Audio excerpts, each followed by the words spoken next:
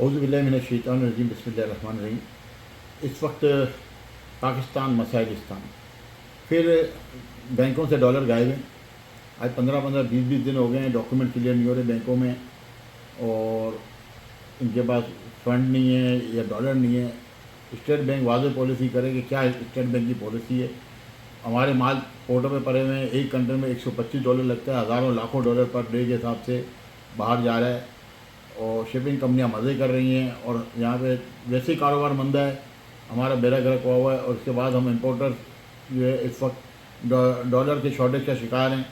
تو کائنڈلی جواب دیں اسٹیٹ بینک کے گورنر صاحب بھی، فائنانس منسٹر صاحب بھی، کہ کیا ایشو ہے کہ یہ بینکس ہمارے ڈاکیومنٹس ریلیز نہیں کر رہے، اور اس وقت جو ہے ہمارے مال ڈیمیج ڈیٹینشن کے شکار ہو رہے ہیں۔